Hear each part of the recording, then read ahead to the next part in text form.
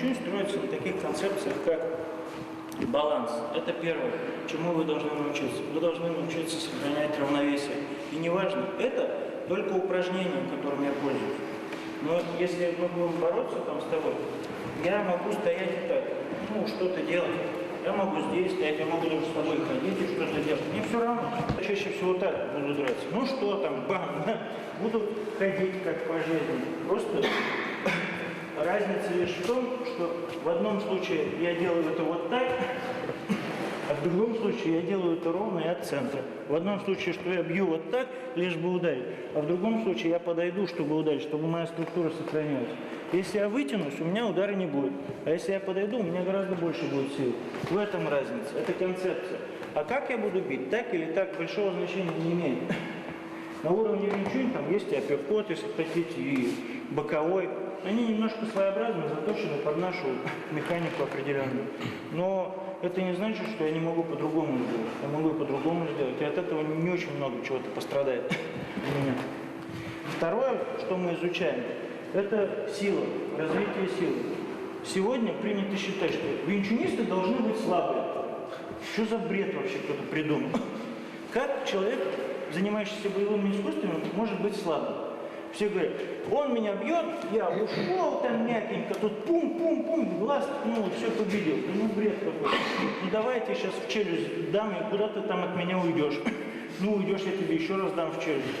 Вообще, как у тебя там это все? В глаз мне попробуй, попади-ка. Вот давай, я на тебя сейчас буду нападать.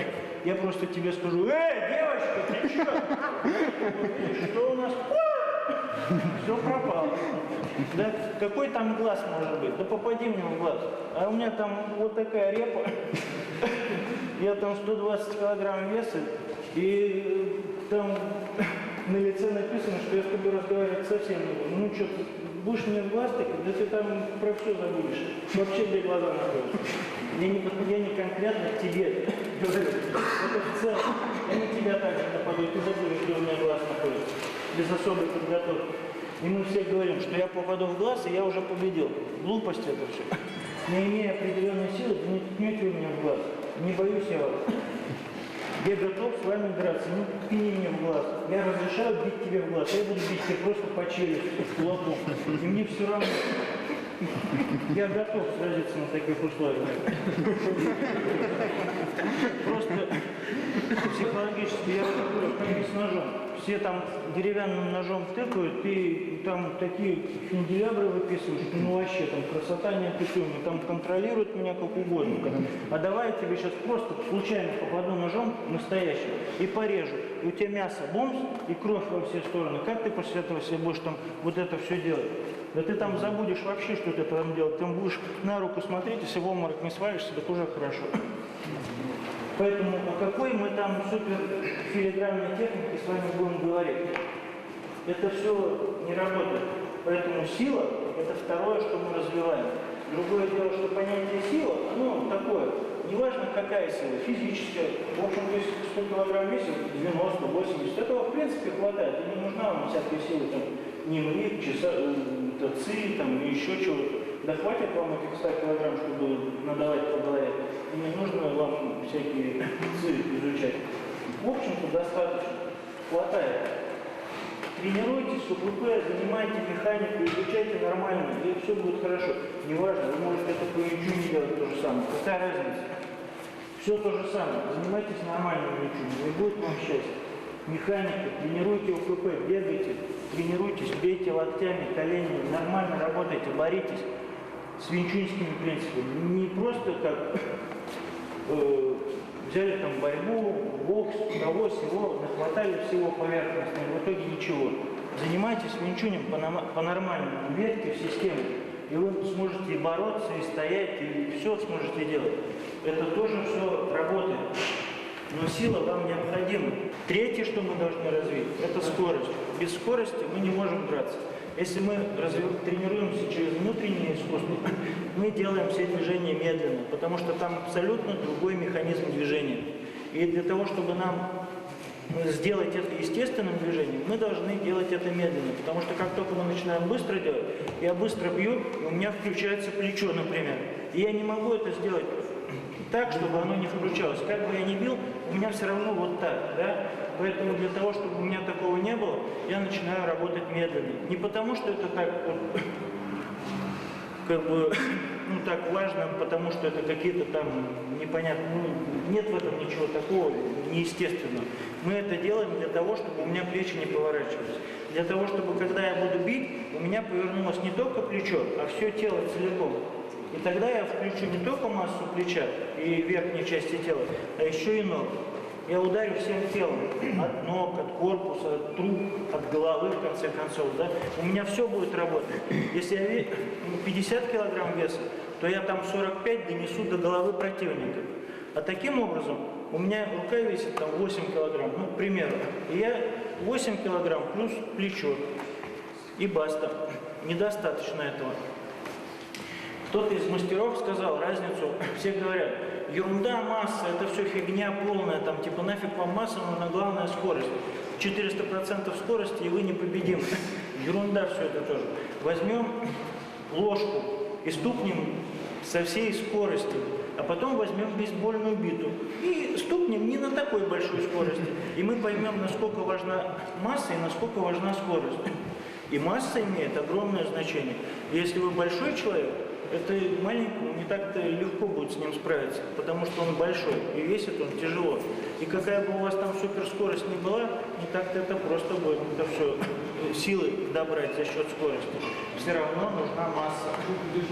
Поэтому нельзя от этого отказываться. Если у нас есть 50 килограмм, то мы не должны ее просто так разбазаривать на то, чтобы так вот делать, там, и все пропало. Я должен научиться сохранять каждый килограмм веса, потому что и так немного. Плюс развивать скорость.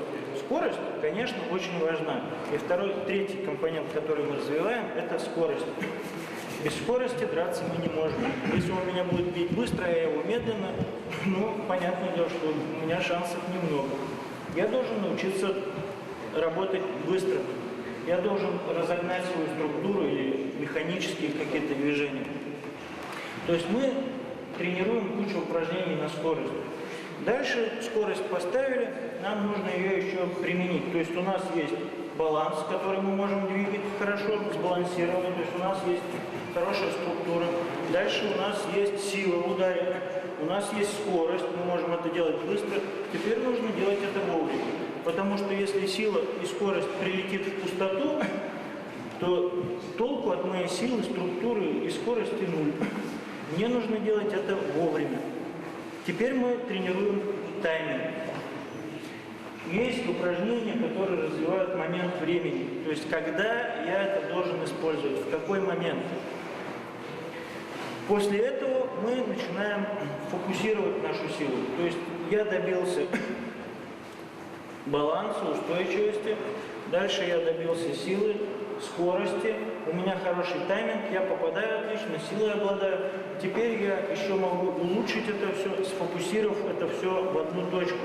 То есть я не распыляюсь конкретно на человека, а если я ему бью в челюсть, то вся моя сила должна быть сосредоточена именно на этой челюсти. И я тренирую максимальную, у нас это называется фокусом. Я фокусируюсь в конкретную зону, когда я атакую. И быстро умею переключаться с одного на другое. Это происходит в драке автоматически. Но есть упражнения, которые помогают это развить. Это последний фактор, который мы тренируем. После этого, в общем-то, вы можете открывать свою школу там, или радоваться, что вы чему-то научились. Можете совершенствоваться духовно. Дальше. Быть добрым, развивать в себе доброту и любовь. Дальше вам просто не надо чего-то еще изучать. Так строится система. И пока вы изучаете все эти компоненты, Винчунь предлагает некоторые варианты, как можно наносить атаки. Каким способом я буду это делать. Какие-то технические моменты.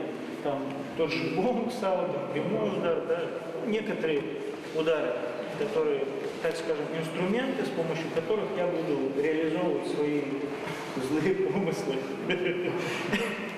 Да, добрые. Мы будем восстанавливать доброту, убивая всех плохих. Шутка. Вот.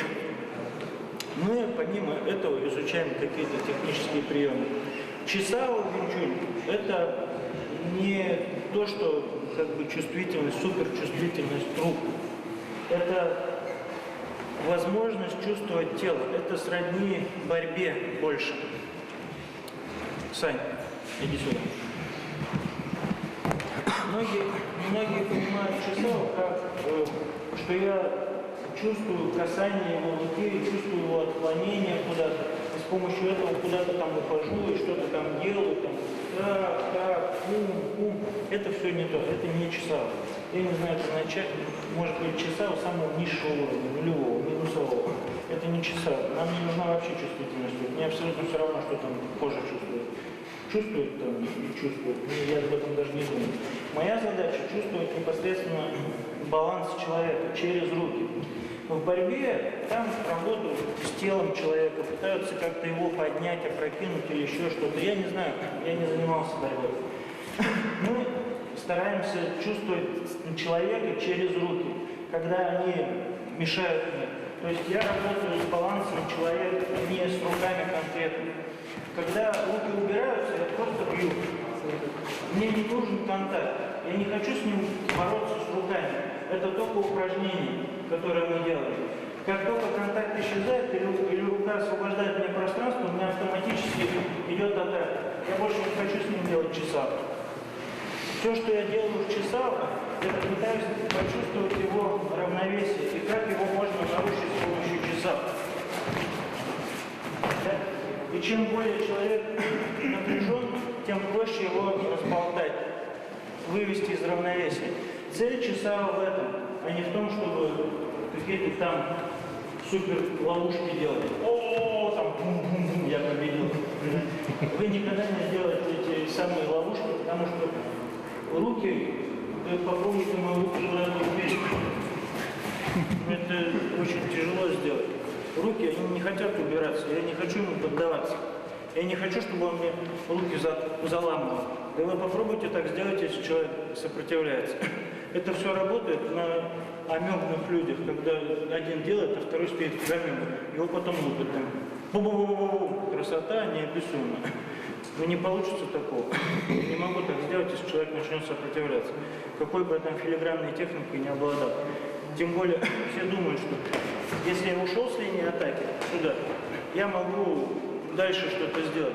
А все думают, что он должен пройти вон туда. А почему он должен пройти туда? Он не должен, никто не хочет идти туда. Все хотят по челюсти бить. Если я даже боксер, я буду бить по челюсти, он, да ты ничего не плохой. Неправильно, ты сместился вообще куда-то туда. Я тебя бил, а ты ушел. Да нет. Ты делаешь вот так. Я боксер, а ты делаешь такой. Ну и что, я побегу туда, чтобы ты мне там по челюсти надал? Я повернусь к тебе и тебя дальше бить. Почему он должен туда идти, как многие считают? Многие думают, что я сделал так, и ты побежал. Я тебя вот так, сяк, вот так, бам, бум, класс. Фига с два. Если я бью, я буду тебя бить дальше. Ты уходишь в сторону, я тебя все равно буду бить. Я буду с тобой работать. Я не буду думать, что ушел и все, я побежал. Фига с два. Ушел и я буду дальше бить. Поэтому все эти штуки, ну, то, что показывают, это...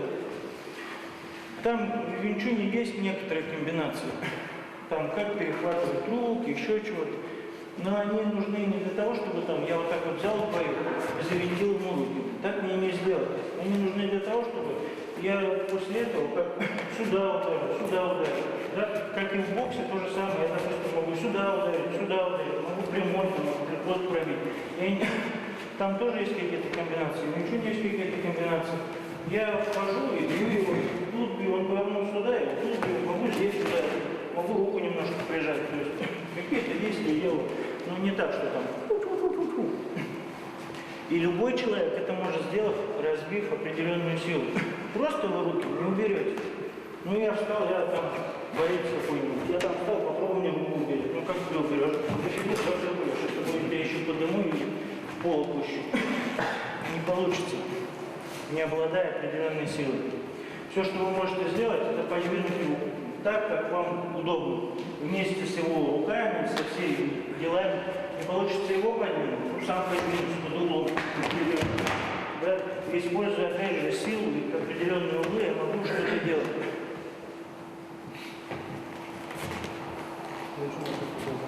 Есть какие-нибудь вопросы? Да, все не разбираешь. А поворот он осуществляется как? На носочках, на пятках? Ну, в идеале мы делаем поворот на всей ступне. Это лучше всего. То есть ступня должна прилегать к полу плотно, всей поверхностью. Если мы становимся на какую-то ее часть, у меня площадь меньше, соответственно, устойчивость меньше. Если мне не позволяют какие-то условия, допустим, я поворачивался и ступня во что-то уперлась, это я не должен себе ступню отломать. Да, она, естественно, не будет поворачиваться, останется в том положении. То есть не нужно зацикливаться на таких вещах. Да? Но если я буду вращаться на носках, мой центр тяжести будет, моя ось будет смещаться постоянно. Я 2 раза быстро не смогу повернуться. Если я повернулся в одну сторону, в другую сторону мне будет сложно повернуться. Потому что меня просто выкинет. Я не могу так сделать, чтобы меня не разболтало. Я сам себя раскручу и выкину. Поэтому, если нет возможности на всей ступне повернуться, мы поворачиваемся на пятки. Если нет возможности поворачиваться на пятки, я просто поворачиваю бедра.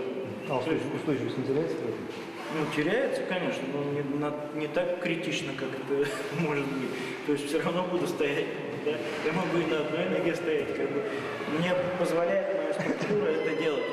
Конечно, я буду терять. На всех моментах я буду чуть-чуть терять. Но мы говорим о максимуме, да, который можно развить. То есть я хочу развить максимум из того, что я все, что я могу выжать из тела. Максимально это когда я делаю так. Ступня не повернулась, я чуть-чуть потерял за счет напряжения в ногах и так далее. Но это не сделало то, что я вообще стал беспомощным, да. Я говорю, я могу ударить и так. В общем-то, потеряю, конечно, но не так критично, чтобы мой удар стал совсем слабым. И так хватит. А разворачивать одновременно? Да, одновременно. Или получится? Одновременно. Как просто я расслышал объяснение, там у других, там сначала вот это, потом сюда. Вы не должны думать о том, какая ступня поворачивается. Вы думаете о том, как ваш таз поворачивается. Вы поворачиваете таз, а там что-то поворачивается. Просто вы должны понять, что тут, опять же, просто физика. Ноги находятся на ширине плеч. Если я поставлю ноги широко, устойчивость увеличится, скорость подвижности уменьшится. Если поставлю ноги узко, соответственно, у меня верхняя часть тела больше нижней, меня начнет шатать, устойчивость меньше. Самое оптимальное – держать ноги приблизительно на ширине плеч. Это самое лучшее. Любое отклонение плохо.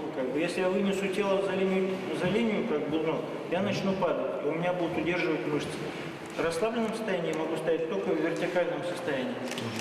Это наиболее устойчивая позиция. Когда мои стопы развернуты слегка вовнутрь, это на самом деле наиболее расслабленное состояние.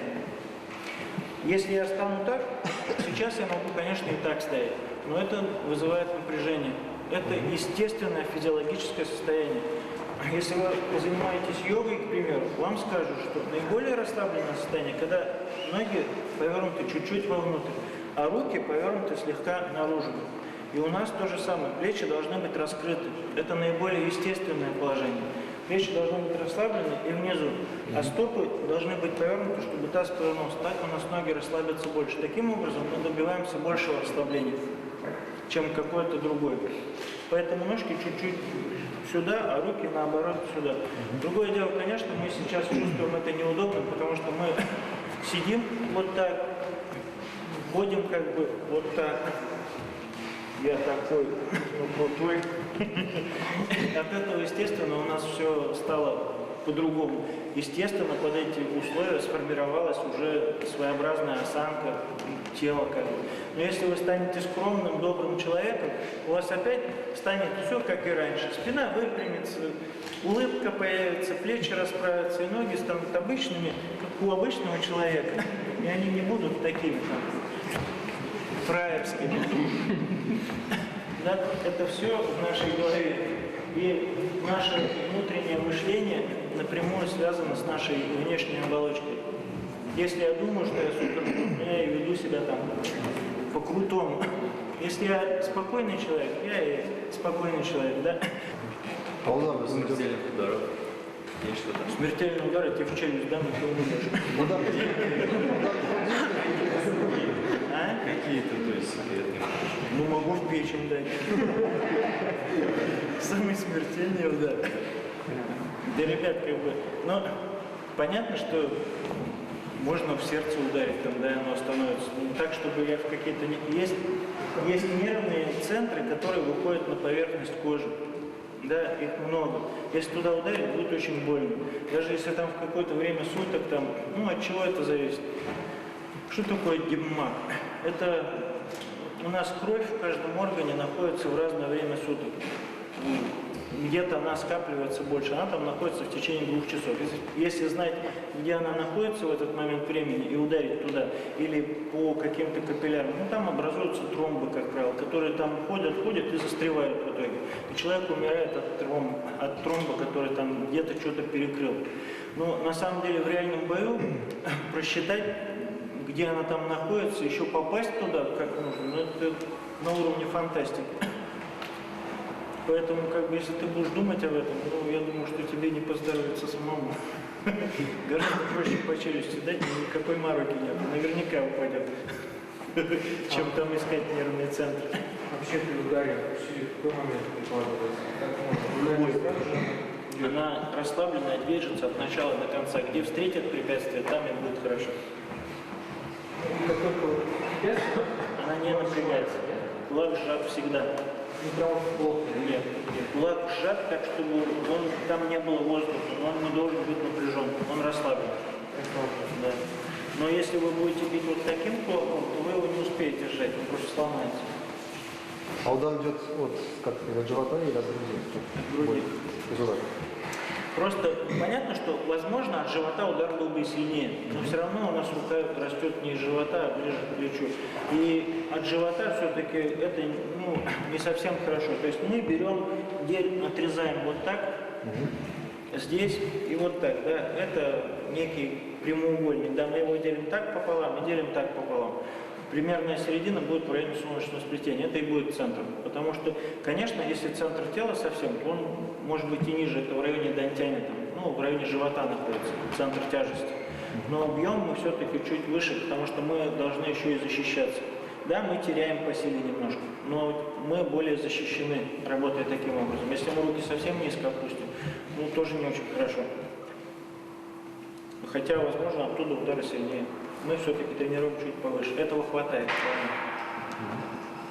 То есть удар идет, поднимается и У нас удар наносится от груди вперед, то есть по прямой линии, нацелен, по прямой линии двигается.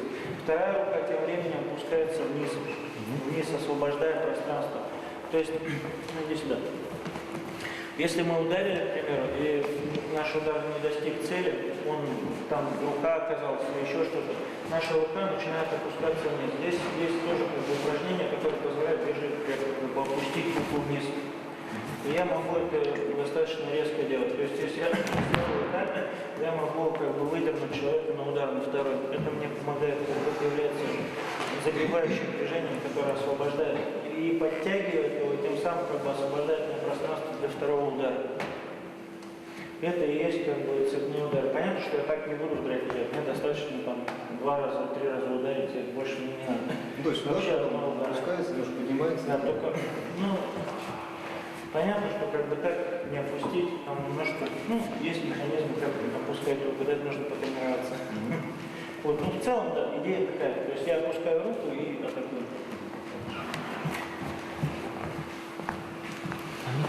Медитативными практиками занимаюсь, медитация, проще говоря, это необходимо ли? Да. Надо в нирвану все-таки попадать. В нирвану попадать не обязательно. Это если ты хочешь там развиваться духовно, ты можешь, конечно, и дальше развиваться. В общем-то, есть такие практики. Но в целом медитация не совсем на начальном уровне. Медитация нужна просто для успокоения в нервной системе и всего остального. Это, опять же, помогает мне расслабиться. Рабочее состояние войти, так сказать. Потому что, в общем-то, все это делают так или иначе. У всех это по-разному, но все это делают. Многие говорят, что в боксе там же нет медитации, но на самом деле нет. Она там тоже есть. Просто она своеобразная. Я настраиваю определенным образом мысли. медитация – это не тогда, когда у меня нет мыслей. Это неправильно. Просто когда у меня голова забита многими разными мыслями, я думаю о работе, о семье, там, еще о куче всего, кто мне там должен, чего. Да, у меня мозг постоянно загружен. Наш мозг похож на компьютер. Если на компьютере открыть кучу программ, то он начинает тормозить. Аналогичная ситуация происходит с нашим мозгом. Когда я думаю о куче вещей, я начинаю тормозить. Меня о чем-то спрашивают, а я о чем-то думаю, и я не соображаю. Если в такой ситуации на меня кто-то нападет, то я точно так же не буду соображать, что происходит. Поэтому медитация позволяет освободить нас, закрыть лишние программы и оставить только одну, которая нам необходима. Мы должны быть сконцентрированы на одной вещи. Я думаю о работе, я должен думать только о работе. Я думаю о тренировке, я должен думать только о тренировке. Я не должен думать попутно, когда я тренируюсь, еще там, что у меня пирожки дома ждут, и я в отпуск скоро поеду, еще там по 10 делах сразу. Да? Таким образом, мой компьютер начинает очень медленно работать. Если я закрою все это и оставлю одно, она будет очень быстро работать на моем компьютере. То же самое и здесь. Мне медитация нужна для того, чтобы я убрал все лишние мышцы и сосредоточился только на одном движении. В Винчуне это Сюньминтао. Я сосредотачиваюсь только над тем, что я делаю конкретно сейчас. Я не думаю о последствиях или о том, что будет завтра, или что я делал сегодня, или еще что-то. Я стараюсь думать только о конкретном моменте. Это позволяет освободить мой мозг. Таким образом, он начинает быстрее просто работать. У меня восприятие всего становится во много раз быстрее. Это нужно для этого. Это не какая-то там... Просто есть тоже такой медитирующий энергетику, то есть распределяешь как-то более целесообразно в этом плане. Есть, так скажем, ну, если берем ЦИ, да, к примеру, есть ЦИ для оздоровления и есть ЦИ для практики. Это абсолютно разные. Не то, что у них, а это совсем разное. Природа-то одна, разное назначение. В общем-то, ЦИ – это жизненная сила некоторая. Она есть у каждого человека. Если ее не будет, мы умрем. Мы ее можем чувствовать все. Просто все этому придают какое-то такое, ну, такое фантастическое значение, какое-то мистическое, что все просто там заворожены. ЦИ. ЦИ связано с некоторой, ну, во-первых, с кровотоком. То есть, когда я думаю, в общем-то, все знают, что если я буду думать о ладони о своей, она станет теплой. Если я буду еще какой-то части делать, она тоже станет теплой. Туда просто притечет кровь. Вместе с кровью течет эта энергия ЦИ, как она называется. Никто не знает, как она называется конкретно, что это такое. Никто ее не может взять, потрогать, почувствовать. Ну, как бы, никто не может ее зафиксировать ни на чем, потому что она есть и есть. Все ее чувствуют. Но абсолютно все ученые доказали, что если я сконцентрируюсь на чем-то, я чувствую это некоторое движение, которое происходит внутри тела, которое может там появиться. И ученые фиксируют, что когда я фокусирую мозг на какой-то части тела, регенерация клеток там увеличивается. Соответственно, если я, например, хочу вырастить свое сухожилие, я буду концентрироваться именно на той части, которая у меня сейчас работает. У меня туда притечет кровь, во-первых. У меня будет обмен веществ там быстрее происходить. И регенерация клеток будет происходить быстрее. То есть увеличиваться ткань будет быстрее. Вот и все. Плюс с помощью этой энергии я могу, ну, как бы, управлять своим телом лучше. То есть я могу лучше пользоваться своей нервной системой. И все. Это не какая-то там сила, которая с неба на меня свалится, и я стану всемогущим. Да, я просто научусь пользоваться своим центром тяжести более грамотно.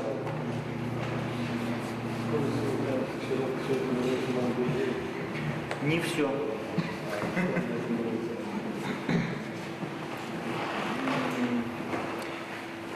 Ну, может быть, так скажем, все, но по чуть-чуть.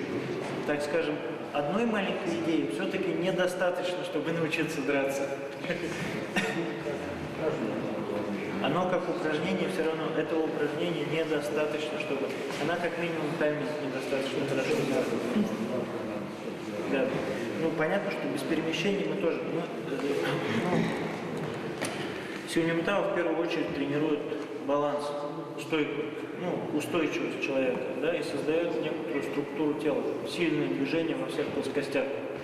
И второе, она тренирует выброс силы, это некую пружину,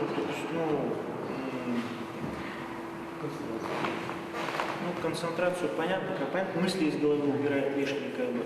Она тренирует, ну это выброс ЦИ называется, но это не совсем то, что из меня что-то вылетело невидимое и ударило на расстоянии кого-то.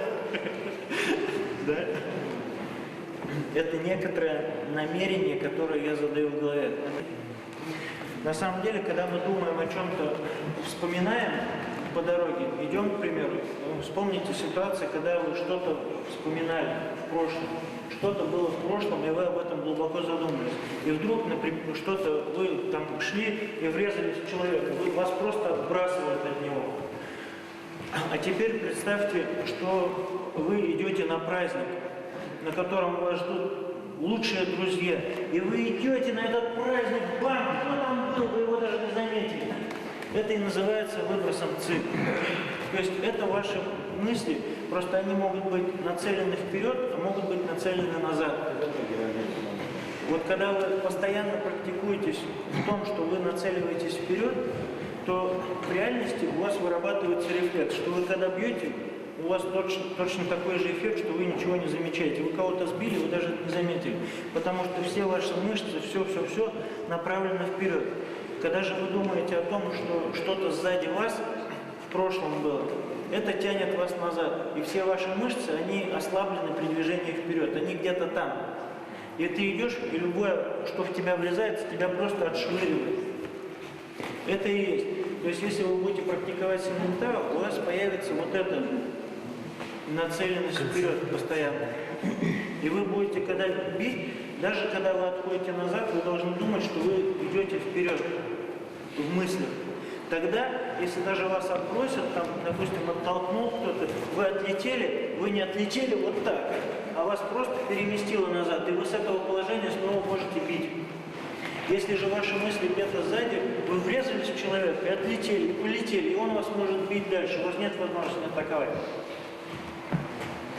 Это основная идея, то, что нужно развить в синентау.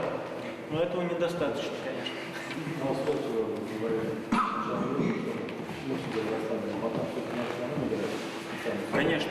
Я же уже говорил, что мы обязательно будем тренировать скорость. Без скорости ты не можешь драться. Конечно, ты будешь все делать быстро. Другое дело, что скорость не должна преобладать над силой. Многие считают, что скорость важнее всего. Они будут бить быстро и всех победят. Это неправда. Одна скорость ничего не значит. Ну, ты быстрый, но вот если у тебя там нет удара, ну, стукнешь ты меня. В пылу драки, когда я заведен на взвод, меня мало что остановит.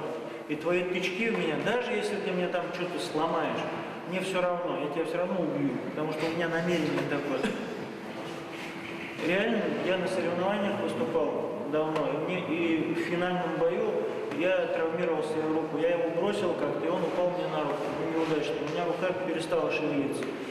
Меня довели в свой угол, меня так, готов, судья говорит, я поворачиваюсь к секунданту, говорю, не готов.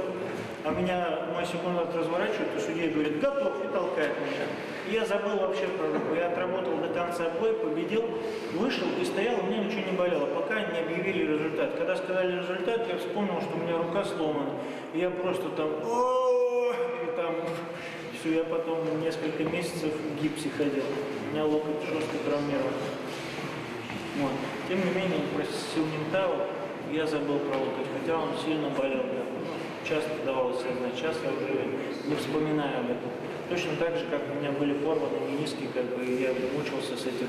Сейчас я забыл, что такое мениски, что такое не гнущиеся там ноги в коленях. То есть все гнется как надо, я не знаю, что у меня в колене сейчас находится.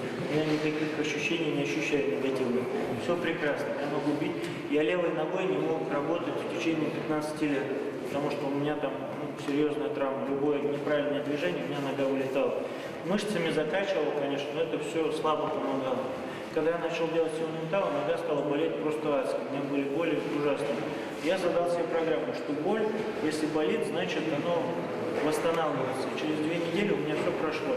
И я вообще забыл, что у меня там была когда-то травма. Поэтому это все реально. Могу на себе сказать. Мы все приобрели кучу болячек. По мере. Когда мы взрослеем, мы молодые, мы не думаем о здоровье. Мы бьем друг друга беспощадно, ломаем себя и не думаем о том, что когда-нибудь нам будет 30-40 лет, что когда-нибудь у нас что-то заболит все-таки. Мы думаем, что сейчас это круто, и мы поступаем вот так. У венчоносцев есть цигун делают там венчоносцев. Цигун полтонировки делают, у них там у нас тоже цигун. А у нас сементал, да? То есть раз. Что такое цигун? Ну, цигун — это дыхание. Для чего нам нужно дыхание? Для чего вообще было создано дыхание? Кто знает? Да, это правильно тоже. Но самый большой секрет расскажу, для чего нужно дыхание. Когда люди делают упражнения, они делают их быстро. Потому что им тяжело делать упражнения медленно. Мне намного легче делать семиминутал вот так. Это намного легче, я могу так делать целый день и не устану. Но если я буду делать это вот так, то через час я просто там охренею. Через 2 мне станет плохо, через 3 я вообще ничего не смогу делать. Это очень тяжело. Это все равно, что взять и начать выполнять мелкую работу. Моя нервная система заточена там, она очень напрягается, потому что я выполняю очень много мелких движений. У меня все сосредоточено на этом. И как бы у меня вся концентрация на это уходит. Мозг перегружается. Поэтому я очень быстро устаю. И вот люди этого делать не хотят. Естественно, это тяжело. Никто не хочет мешки носить. Все хотят на диване лежать. Правильно? Поэтому для того, чтобы как-то людей замедлить, сделали так, чтобы ты думал о дыхании. Вдох сюда, выдох сюда, вдох туда, выдох сюда. Ты не можешь дышать слишком быстро. Ты не можешь так дышать долго. Ты все равно дышишь естественно. И упражнения ты будешь делать тоже медленно. Вдох, выдох, повернулся. Таким образом, люди стали делать медленные упражнения. Плюс они стали сосредотачиваться на дыхании. О чем мы думаем? Опять же, об отдыхе, о работе, о семье, о том, о сём. В общем, о чем только не думаем, только не о том, что делаем. Дыхание заставляет нас думать о том, что мы делаем. Мы считаем свои вдохи. Вдохнул, выдохнул, вдохнул, выдохнул, выдохнул, вдохнул, да? О, я уже думаю о том, что я делаю. Это очень полезная практика. Но в этом нет никакой мистики, супер-пупер. Просто жить осмысленно называется. Мы можем выдохнуть и задержать дыхание, подождать, и потом оно произойдет вдох. Это будет хорошее естественное дыхание. Вы так должны дышать. Первый вдох будет самым правильным, потому что он будет глубоким и наполненным. В общем-то, так вы можете делать. Выдохнуть, задержать дыхание, а потом до того момента, когда захочется вдохнуть. Потом он наполнит ваши легкие, и у вас тело наполнится кислородом. Вот это, в общем-то, и есть цигун. Все остальное, что мы делаем в цигун, это раскрываем суставы, как расслабить сустав. То есть суставы у нас в определенных плоскостях, если я вот такой, у меня там, естественно, как бы я там ни старался, ничего не расслабится. Мне нужно развернуть тело таким образом. Для этого существует масса упражнений. Я ручку сюда повернул, чтобы у меня там все раскрылось. Сюда опустил под определенными углами, чтобы мышцы, которые там заплетены между собой, они немножко распутались. И легли так, как нужно, и расслабились, пришло успокоение. Плюс музычка, плюс там атмосфера всего этого создает расслабление. Потому что любой страх, он напрягает. Это естественный инстинкт человека. Когда нам страшно, мы сразу же готовы к чему-то. То есть, если кто-то где-то громко разговаривает, у меня сразу же происходит напряжение в теле. Это от того, что, в общем-то, наш организм готовится к бегству или к какой-то активности. Потому что мы понимаем, что если кто-то там ругается, к примеру, может произойти драка. Это может коснуться меня. Поэтому мое тело подготавливается к этому. Но вы не должны... Мы это сейчас реагируем это как привычка. То есть где-то кто-то ругается, я уже напрягся. Может, меня это вообще не касается. Может, это у соседей ругаются. Они ко мне в квартиру вообще войти не могут. Но я уже напрягся. Потому что это привычка. Потому что где-то, когда-то кто-то ругался и случилась какая-то драка. Мы это запомнили, и у нас это отложилось. Теперь всегда, когда кто-то ругается, я всегда напрягаюсь. Так вот, сейчас вы должны понять, что если кто-то где-то ругается, это касается меня конкретно. Теперь вам не надо напрягаться, вы должны оценить ситуацию. Нужно вам сейчас убегать или не нужно? Вы должны остаться расслабленной. И если вдруг случится драка, то любое напряжение вам не поможет. Вам нужно расслабиться и дать ему по челюсти. И все будет гораздо проще. Теперь нам эта привычка совсем не нужна. Нужно отказаться от этой привычки. Нужно научиться жить по-новому. Это всего лишь привычка. Это предупреждение и готовность, неосознанная. То есть ты как животное, если животное напугать, оно все взъерошилось. Ты точно так же поступаешь. Ты видишь какую-то стрессовую ситуацию, ты взъерошился. И часто ты поднимаешь плечи, чтобы казаться больше. Но при поднятых плечах это только видимость, что ты страшный. На самом деле ты беспомощен сейчас. Потому что все твои удары в таком состоянии вообще ничего не имеют. Ну, стукнешь что-нибудь по голове, я тебе стукну по голове в ответ. Будет все хорошо. Как бы это первый эффект. Я хочу быть страшным. Я страшный, я сделал лицо такое, и теперь меня все боятся. Я надел кожанку, золотую цепь, перстень, и я вообще крутой чувак. Теперь меня все боятся. Я побрился на волос, и все, теперь все должны трепещать, когда я появляюсь. Да, еще один зуб выбил. Да, но это только понты. Может быть, это так и есть. Может быть, я действительно крут, а может быть и нет.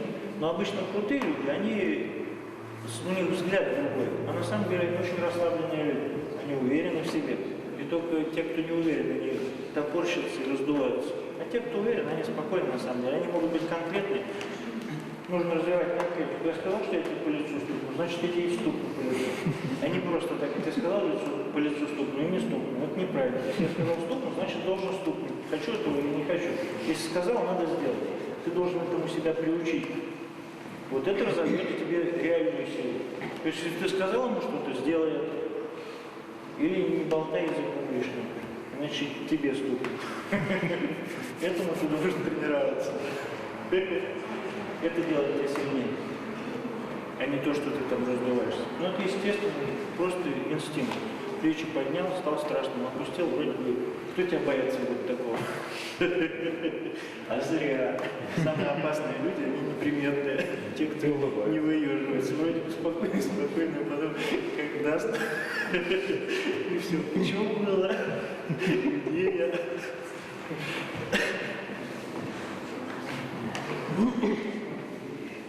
Вопросы? Время сколько? Спроси. Тут вопрос еще такого свойства. Вот, например, вы, конечно, говорили, борцы, например, и вот ударной техникой люди занимаются. Вот если, например, какие-то единоборства возникнут, противоречия, вот, что может не то, что победить, а более выигрышное состояние. Понятно, конечно, уровень мастерства. Нужно научиться думать. Ну, это понятно, без этого Другое тебе не поможет. Нет такого, что в любой системе есть минусы. Какая бы она хорошая ни была, в каждой системе есть плюсы и минусы. Нет стопроцентных техник. Ни в Винчуне, ни в любой другой системе. Везде есть положительные и отрицательные моменты. Ты должен всегда использовать положительные моменты там, где их нужно использовать. И прятать отрицательные стороны, слабые стороны в системе. И ты будешь побеждать против всех систем.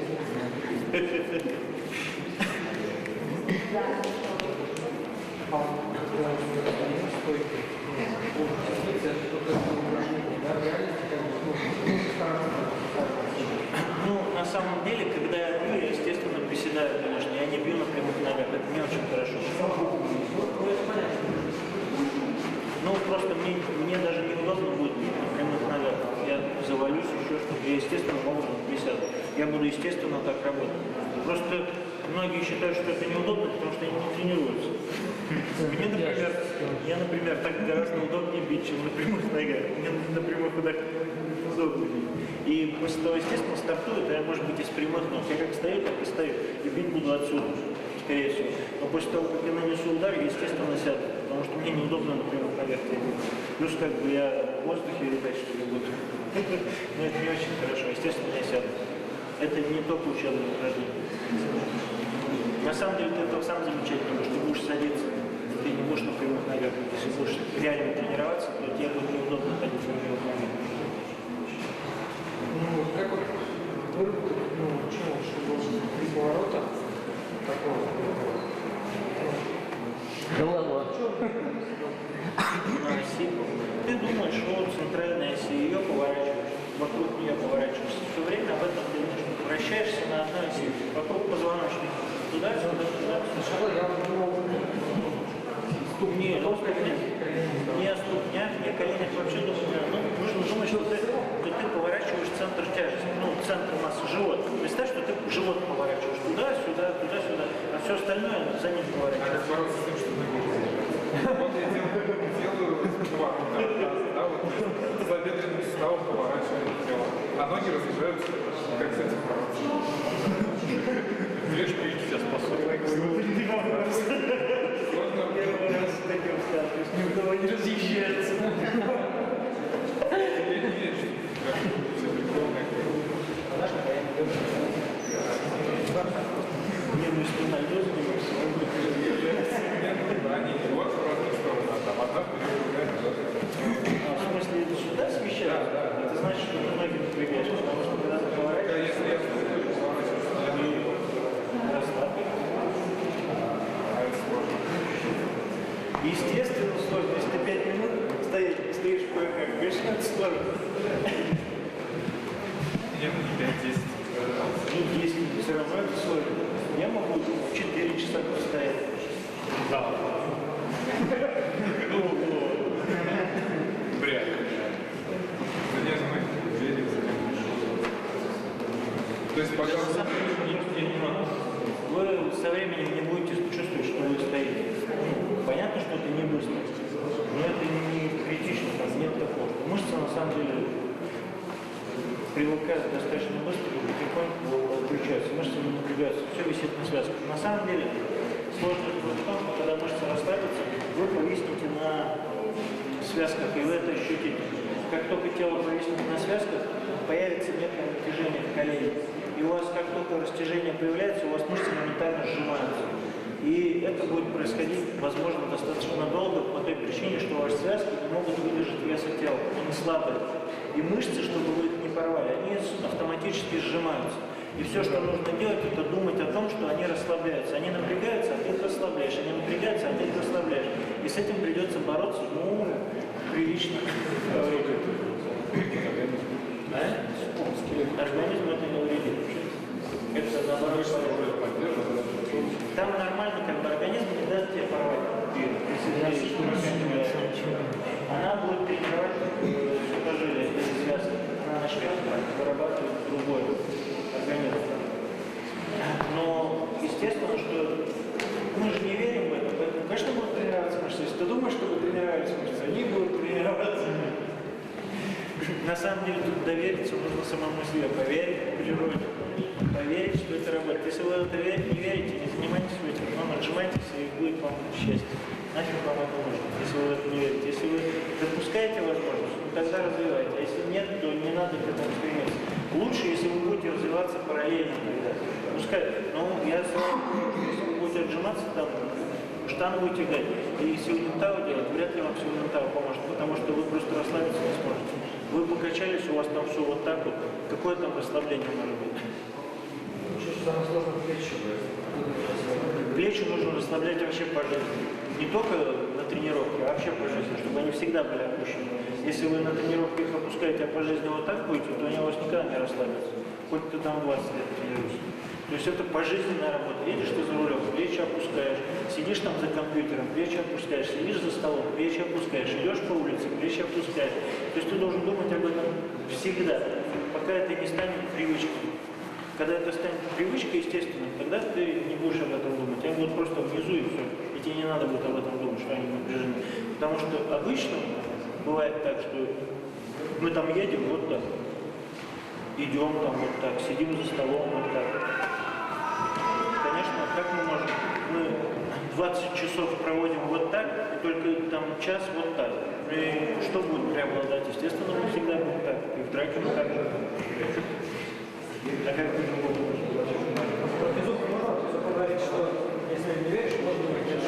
Значит, мы сейчас разрабатываем методику сухожилия. Да? Это не йога, это спецупражнения, которые помогают развивать мышцы и сухожилия вместе. Это статические упражнения, это там всякие прокачки, это не совсем стандартные упражнения, ну такие, может быть, с чем-то похоже там, на борцовские, там, да там всякие разные, просто там, можно что-то такое там делать, такие упражнения, там, отжимания, там, такого плана, там, всякие стояния по несколько, там, всякие такие упражнения. А насчет стояния, вот если мы Ну, положим. драться сюда и так далее. Ну, всякие такие там типа а-ля там крепкость какой-нибудь, еще чего-то. Ну, что-то такое. Вот именно это я скажу. Да, там всякие черепашки, тараканчики, как они раньше назывались. В общем-то, все, что как-то там работает в других плоскостях, это чего расслабление. В общем, вы все узнаете, если будете заниматься. Нет, ну вопрос, если я отжимаюсь, я сразу с вами я чувствую эту силу, там много такой работы. Если я делаю сильную удару в надежде, что у меня улучшится сила, как я это почувствую? Ну, то есть это будет реально ощущение, что я... Если ты будешь этим заниматься что мы предлагаем в перспективе, да, в ближайшем времени, то ты это почувствуешь, как и отжимание. Разница в том, что ты станешь сильнее, ты это ощутишь, у тебя мышцы не вырастут. Если ты хочешь, чтобы у тебя чисто мясо наросло, ну, в тренажерку иди, там быстрее растет. Ну, как Брюс Ли сильный был, какой это сильный? Ну, Брюс Ли немножко по-другому посильнее. Чтобы стать как Брюс Ли сильный, ты должен тренироваться как Брюс Ли. Целыми днями. Он его мышцы делал, он качался. Нет, он качался, у него мышцы были еще какие-то. Да его весь нормальное мясо. Ну, у тебя тоже будет как бы своеобразная структура мышц, то есть мелкие волокна образуются. Немножко специфически. Это не то, что отжимание, но может много стать. Это будет очень неприятно, тем не менее, это как бы остановит и защитит меня. То есть я могу и таким образом защититься. Если вдруг я что-то сделал не так, не успел. А вообще я стремлюсь сделать так, останавливаю. Если удары будут выше, я защищаюсь таким же образом, без разницы. Если он бьет меня с разворота, я буду делать таким же образом. Я могу остановить его, а могу сократить дистанцию. То есть он меня бьет, я могу сокращать дистанцию, но чуть-чуть под углом. То есть мне нужно, если он бьет с разворота, к примеру, я могу чуть-чуть под углом обойти. Если он бьет меня прямым ударом ноги, я опять же двигаюсь на него, сразу же сокращаю дистанцию. Я не ухожу от ударов его. То есть я не пытаюсь разорвать дистанцию. Я пытаюсь сразу сократить дистанцию. Даже если он ударит меня на таком расстоянии, у него не будет силы в этом ударе. Потому что сила будет здесь, там, где он рассчитывает. Если в момент поднятия ноги я окажусь здесь, сила удара потеряется. Мне будет неприятно, опять же, но тем не менее он меня не убьет таким ударом. Ну, верхний удар, они точно так же работают. Просто вхожу в человека, максимально защищаю всю плоскость. Мы защищаем как нижнюю плоскость, так и верхнюю плоскость. Я не знаю, с какой стороны атака придет. Я реагирую только на то, что он начал что-то делать. Поэтому я закрываюсь по максимуму и сбиваю его с ног. Он стоит в данной ситуации на одной ноге. А я приближаю на максимальной скорости всю массу своего тела. В общем-то, есть еще там некоторые нюансы, но это, в общем-то, основная концепция, что мы делаем против ног. Против любых атак ногами. То есть я реагирую на первое его движение и сокращаю дистанцию, максимально защищая себя от возможных атак. Вот, в общем-то, как это выглядит. На более высоком уровне мы занимаемся очень серьезным развитием уже непосредственно механики, как это все создается. И еще на более высоких уровнях мы занимаемся развитием непосредственно работы мозга, как соединение это с телом, то есть как использовать наше мышление в бою, то есть как уметь оставаться холодным в бою, ну, безэмоциональным и так далее. То есть мы работаем над другими, более серьезными вещами. Первый уровень – это быстрая самозащита. Неважно как, самое главное, меня напугали, я вместо того, чтобы закрыться в домике, пошел на него и начал атаковать сам. Второй уровень – это когда я начинаю использовать механику тела и создаю структуры, как мне использовать массу, как мне использовать скорость, как мне использовать другие компоненты, концептуальную именно концепцию, а не технику. И дальше я использую уже какие-то медитативные практики, духовные практики и так далее. Это самый высокий уровень. Какие-то вопросы у вас есть сейчас, так быстренько еще? Если вопросов нет, то мы тогда закончим.